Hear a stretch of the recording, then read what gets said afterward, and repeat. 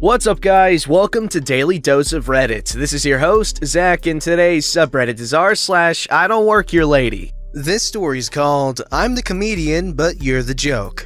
I do stand-up comedy sometimes. I was performing at a bar/restaurant deal, and I was sitting in the back taking care of some emails waiting for my set time. I went to the bar to get a drink, had a chat with the bartender for a few minutes, then got the signal I had 5 minutes till show, so I went back. When I got to the back room, I realized I'd left my phone on the bar, so I ran out again to collect it. Enter Karen. Not a real name, of course. At a table just left of dead center facing the stage. Right by the back entrance I'd been popping in and out of all night. In a big group of 6 or 7 people, but even in my brief forays out, I could hear her shrill voice dominating their conversation. I guess here is as good a place as any to mention I was wearing a yellow sweatshirt and cargo shorts. The servers there wear all black. Sir! Excuse me, sir! What's up? Can you check on our food plates, please? All we ordered were some wings and it's been like half an hour already. Your server can help you with that. I'm not a waiter. What? Oh, dish boy, line, whatever. You work here, so just when you go back there, ask about my food? Oh, no, you see, No, I get it. You aren't a waiter. But do you work here? Kind of. Let me explain. Someone in her party. I don't think he's a waiter. Shut it. Okay, I've got this. You work here. You can bring me my food. Just a quick little, trot, carry. Boom. Done. I can't do that. Why not? Karen, oh my gosh, quiet down. They tried to weigh me away. I was weighing in my mind whether walking away had the higher chance of getting me fired from future gigs there, or staying and getting into it with her did. I was just going down the stay and get into it with her track when the MC gets up there and goes, "Now, special treat for our patrons tonight, local comedian." So I just stopped myself, lock eyes with Karen, walk backwards to the stage, unflinching. I grab the microphone, her table is cracking up, realizing what's happened, and I say, "Well, I'd hoped to do a show for you tonight, folks, but looks like that won't be possible. Apparently, I've been reassigned." I start riffing about people who think you work there when you don't and accuse you of lying and how absurd a concept that is. But then it's too perfect. The waitress is coming out with wings and headed straight for her table. I know the waitress. I performed here before. So I transition and I'm just like, "You caught me, lady. Can't hide anymore." And I grab the wings from the waitress and I'm like, "Oh, Donna, I see you trying to hone in on my section.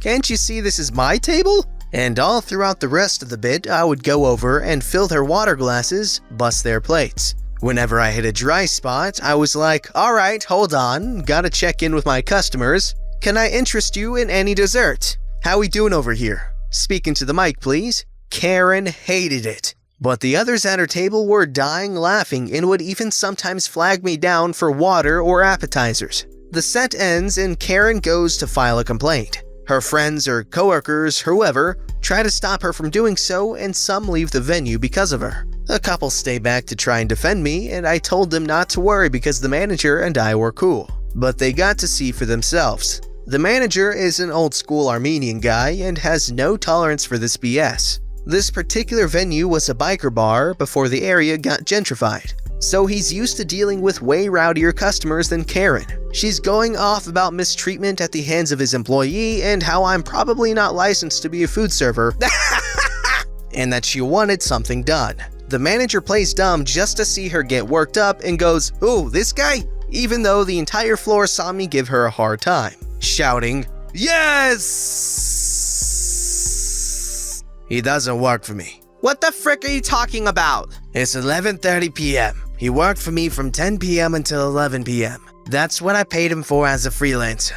That's over. Now he's just some guy. Well, when he was working for you, he was rude and abstinent. What? On stage? Of course I was abstinent. It's not that kind of show. Karen, shrunting. You know what I mean.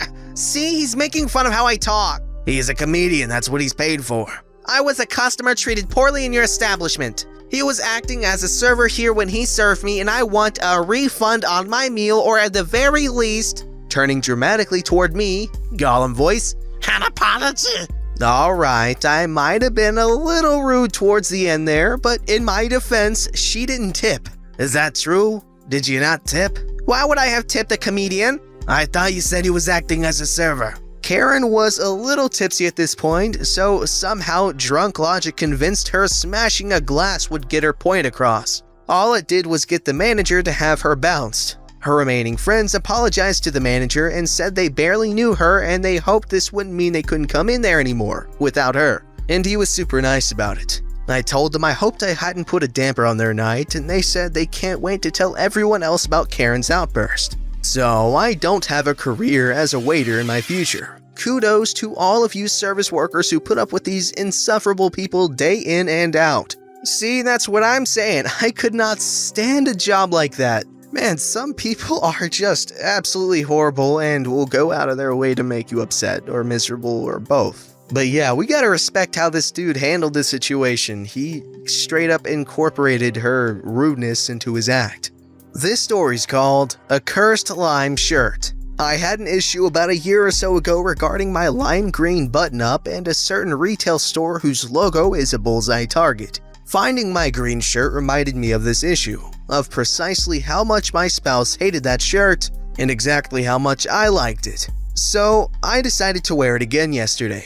I suspect my spouse may be correct, for this shirt is assuredly cursed. My grandmother is a sundowner, at the end stages of dementia, and has been inside of a mental care facility who specializes in potentially violent patients. It sounds a lot worse than it is, since the whole place is designed to look like a faded glory mid-upper hotel. A small mezzanine the elders can wander about, a shopping boutique and restaurant, and so on and so forth. If it wasn't for the medical equipment, emergency packs, large male nurses, and the timed emergency doors, the illusion would be quite complete. Mondays are usually my weekly visits since I can't take any of the children due to the potential danger she would pose to them if she has a bad day. As usual, I had my tan slacks, my favorite cursed green shirt, and my bright orange lanyard as I go right after work to bring her a few snacks, some caffeine, and other things to sate her sweet tooth. It's always roughly an hour visit since I do have children at home, and as usual, she's been sleeping most of the day. I lay out the snacks and head towards the mid-hallway desk to ask the observer for a bit of paper and a pen to leave a note.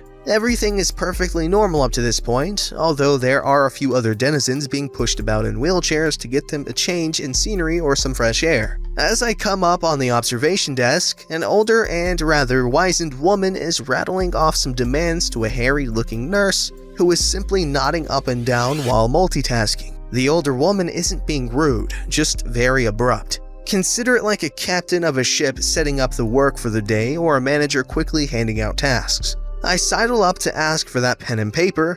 The nurse, before I can say another word, shoves both into my hand with a, "Oh, thanks. Here, just keep her busy for about 30 minutes. I'll let your soup know." And off she goes. I'm standing there bewildered at the sudden turn of events when the old woman locks roomy eyes on me and starts her demands again. I can't really understand what she's saying, but I do catch the occasional word. Account this, transfer that, ensure viability, and so forth. She rattles off some random string of numbers. I'm concerned it might be bank accounts, but they're too short or start repeating immediately. 15331533315 and so forth.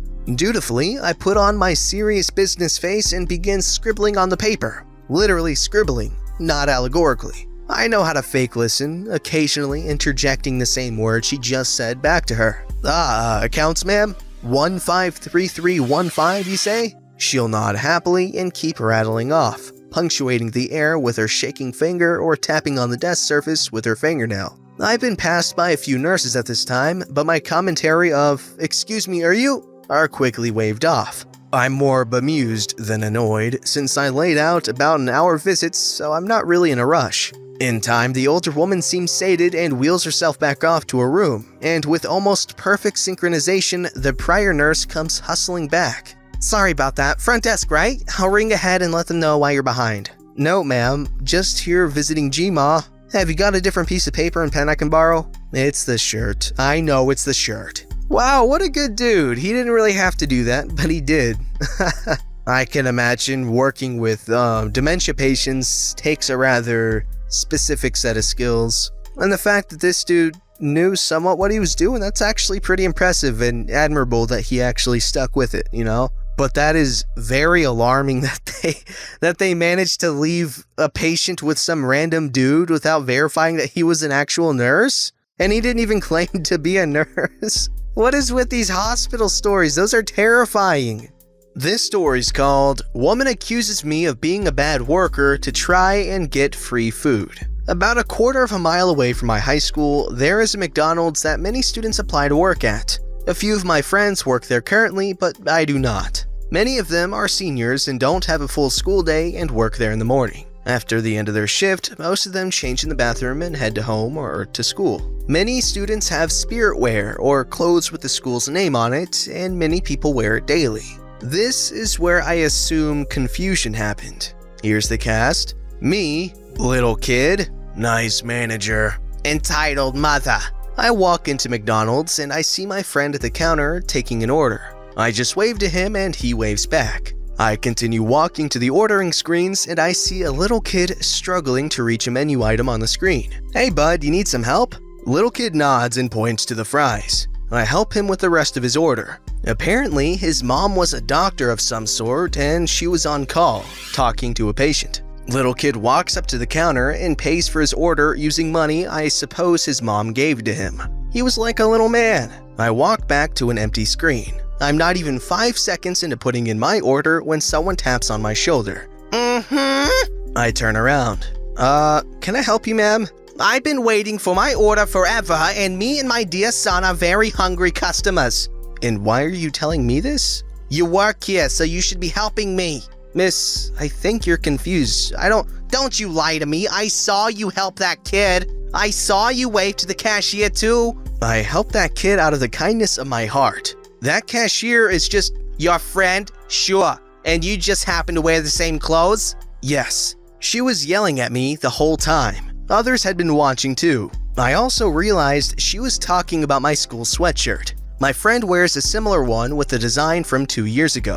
She must have seen him change out of it for work. Miss, this is a spirit wear for the high school nearby. He's a senior and I'm a junior. Please let me order my dinner. You derogatory Asian terms are taking my kids' jobs and you can't even do them right. Who the hell is your manager? I want to talk to him. By this point, my friend had done the smart thing and gotten his manager. They both walked around the registers and to this woman and I. Ma'am, what seems to be the problem? Your lazy booty work isn't helping my family get my food. He should be fired. My son is starving. She gestures over to a table where a boy is intently staring at a smartphone with a shiny pink case. He doesn't look like he cares at all. I'm sorry, but this man does not work here. Entitled mother still looks like she's going to blow a gasket. Well, whatever. I still don't have my food and I want to be compensated. Can I see your receipt then? Fine. She hands over the receipt. Manager takes 3 seconds to look at it before handing it back to entitled mother. You're gonna have to leave now. Cue surprised Pikachu face. What? Why? This receipt is clearly from 2 weeks ago. You are causing a disturbance. Please leave. Entitled mother's face goes red.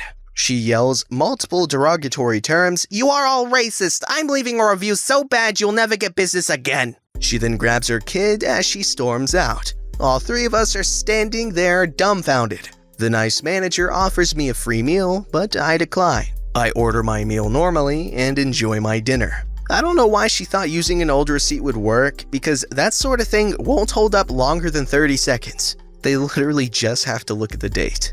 This story's called Explaining to Customer I Just Had Surgery and Cannot Come to Her House. Not exactly an I don't work here lady, and not long and drawn out, but it's crazy enough it fits the bill. I work for a large company installing/repairing TV and internet, where we are required to give our business cards with our cell phone numbers for 30-day warranty if anything happens. I have so many stories I could tell, from 5 a.m. wake-ups being screamed at, to having to block someone's number when they called 90 times while I was on vacation, to someone threatening to not let me out of their house one time. But this one is a special kind of stupid. Almost 1 year ago, I got hurt at work, and a few months ago had surgery. So, way past the warranty period. 2 days after surgery, I received a phone call. Being high on my pain meds, I answered the phone without checking the caller ID. Here's the cast. Insane customer. Me. Hi, this is Insane Customer. You were just at my house and my internet isn't working. I have people coming over for the weekend and need you here right away to fix it. Hi there. I'm sorry to hear your internet is down. However, I haven't been at work in over 6 months and will be unable to come fix it for you as I just had surgery a few days ago. Since being off work, I've received tons of these calls. Way nicer than this though. And everyone has apologized and wished me well after I've told them the number to call. But you really have to explain there is zero chance of going out there or they will try and work something out with you. Hence the surgery explanation. Now back to the story. What do you mean you can't come out here today? I can't wait the 2 weeks it takes for someone to come out. Ma'am, as I just said, I can't come fix your internet as I can barely walk right now, let alone drive. It's been over 30 days since I was at your house, and even if I wanted to come help you out, I'm legally unable to drive right now. Insane Customer mutters something about customer service and complaining about me to my company. Very frustrated, in a lot of pain, and high out of my mind, I say, I hope you enjoy your time with our company this weekend. Here's the customer service number. It's been over 4 months and I've heard nothing about it. I can only imagine the service rep who had to listen to a woman complain about a dude who just had surgery refusing to fix her stuff. Better yet, maybe she realized how insane she was once she had time to process the fact I said I had surgery and wasn't just being lazy like she was implying. My job has had people rolling the stories I've had over the years. It truly is never a dull moment in the life of tech. Okay, hold on, something that's really bothering me is that they gave out their personal cell phone numbers. There's gotta be some labor laws against that, right? I know people have work cell phones for this very reason. Why do they have to give out their personal cell phone number? Because that's ridiculous. Anyways, Karen, you jerk. You gotta let people rest after surgery. It's not like anyone expected you to do anything after you gave birth to your crotch goblin. I don't know if she had any kids. It's common. This story's called Boss Wants Me to Come Into Work Drunk. Okay, so I was thinking this would be an entitled people, but it's about work, and I wasn't working at the time. Also, I am a phone. My boss is a nice guy, but sometimes gets a bit aggravated, and I'll be honest, doesn't run things the way I would run things. To the story. A couple of people have left the job due to not being paid for overtime, and being overworked anyway. So the people left, including me having been doing 6 or 7 days a week to keep the place running. It's a small business and money is money. About 2 weeks of this and we asked the boss man, when are new people being hired? Oh, you guys seem to be getting on fine as you are. And that was the end of that convo. Being a bit run down and young and fed up with having no social life, I booked me a nice 4-day weekend and bought tickets for a band I liked. Holiday was accepted. Nice. Friday comes and I wake up nice and late, get a couple of tinnies in with the mates on the way up the Big Smoke, and proceed to get hammered to punk music and thoroughly enjoying my night of sticking it to the man. In the smokers area, I get a call from Boss Man. Hey, Big G! We have a kind of casual relationship. That wasn't just me being a moron. Hey, OP, any chance you can come work tonight and the weekend? We are understaffed and, name, would have to work 16 hours. Sorry, boss man. I'm in London and also pretty sloshed. Right, so you're gonna make name not go home to his kids because you want to have fun then? Dutch courage kicks in. Look, we are all overworked and you don't want new people and we all told you this would happen, so no, I'm not coming in. Well, don't bother turning up tomorrow then. That's the But he hung up. Went back to work on Tuesday and he acted like nothing happened. Turns out Boss Man did the shift himself because Name just got in his car after hearing the convo over the phone. Started the job search again cause still no one knew being hired because, of course, we seem to be managing fine. This has basically been just a bit of a rant. Boss is a nice guy, but his corner cutting to make money is just basically treating his staff like poo. Okay, yeah, we all know what it's like to be called into work on your first bit of time off in such a long time. That horrible sense of defeat you feel when, like, no one respects that you need time to just chill. Yeah, it's horrible. Don't forget to like, subscribe, and hit that bell to never miss an episode.